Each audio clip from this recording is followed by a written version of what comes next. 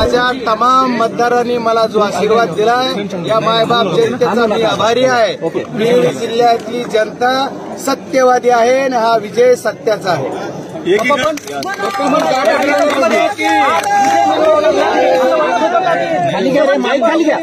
तुमचा विजय होईल नाही, आपण जे बोलताय शेवटच्या नाही, माझा 4 फेऱ्या बाकी असतानाच विजय झालेला आहे। उलट शेवटच्या 2 लास्ट बट 1ला 1 लीड थोडी कमी झाली आणि लास्टला आणखी वाढली। त्याच्यामुळे माझा विजय हा मी पहिल्या दिवसापासून सांगत होतो, बजरंग सोनवणे हा 4 तारखेला खासदार असणार आहे आणि माझ्या जिल्ह्यातल्या मायबाप माझ्या सुरेश जाधव नावाच्या पोराला एवढ्या धनदांगट्याच्या विरोधात खासदार त्याच्यामुळे खासदार मी झालो, त्याचा अभिमान आणि जर कुणाला असेल तर ते माझ्या बीड जिल्ह्यातल्या तमाम जनता।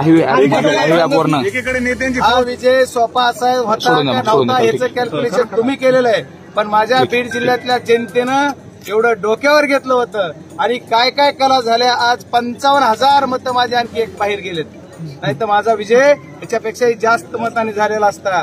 तर हे करायचं काम बऱ्यापैकी केलेलं, जेवढ्या सत्ता वापरायच्या तेवढ्या वापरल्या, जे काय करायचं ते केलं।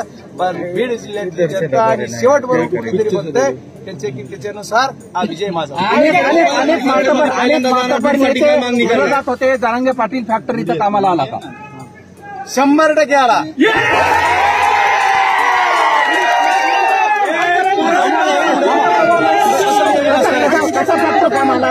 मी असं कधी म्हणलो नाही की जरांगे पाटलांचं मराठा आरक्षणासाठी जी चाललेली चळवळ आहे या चळवळीचा आम्हाला फायदा होणार आणि मी आरक्षण दिल्लीपर्यंत मांडणार असंच बोललोय। मी असं कधीही बोललो नाही। पत्रकार मित्रांनी सुद्धा शांततेत आणि योग्य प्रश्न आता विचारावेत अशी माझी विनंती। यशाचं श्रेय मी माझ्या बीड जिल्ह्यातल्या जनतेला देतो।